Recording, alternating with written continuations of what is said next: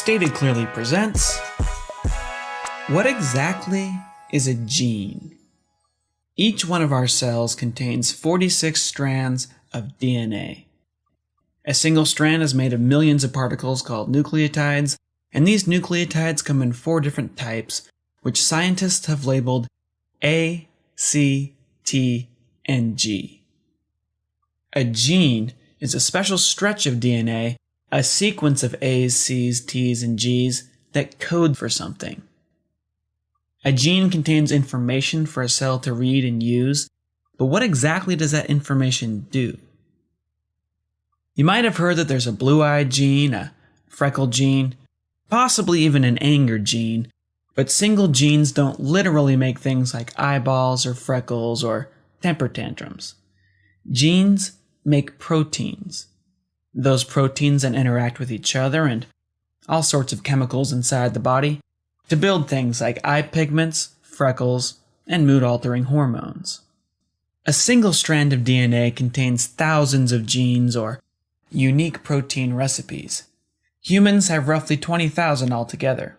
Some genes are small, only about 300 letters long. Others are well over 1 million. The length and sequence of a gene determine the size and shape of the protein it builds. The size and shape of the protein determine the function that protein will have inside the body. Hemoglobin, for example, is a protein structure found in red blood cells. Its unique shape and size allow it to capture oxygen molecules when blood flows near the lungs, and then release them later when blood flows near oxygen-starved tissues. Pepsin is a digestive protein.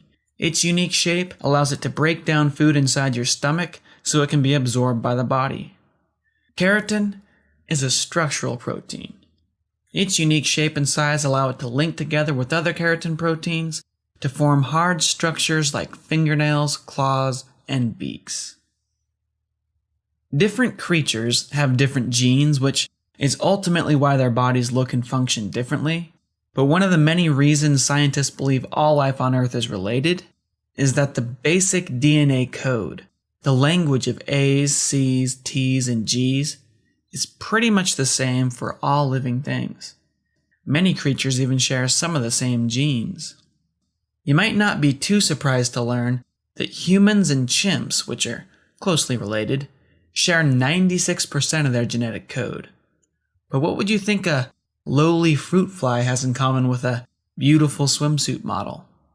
Surprisingly, about half of its genes. Because all creatures use DNA in pretty much the same way, genetic engineers have found that if they take a gene from, say, a bacteria cell and insert it into the DNA of an animal or a plant cell, that animal or plant cell will then read the new gene and produce the bacterial protein.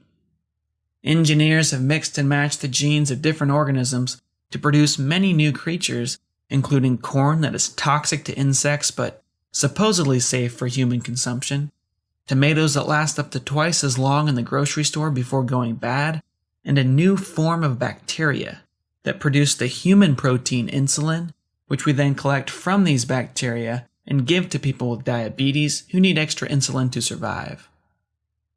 So just to sum things up a bit, what exactly is a gene? A gene is a special stretch of DNA, not the entire strand of DNA, just a segment that codes for something. Each gene is like a unique recipe, which usually tells a cell how to make a protein or a group of proteins. Different creatures have different genes, but all genes are written in the same basic DNA language of A's, C's, T's, and G's. I'm John Perry, and that's Genes Stated Clearly.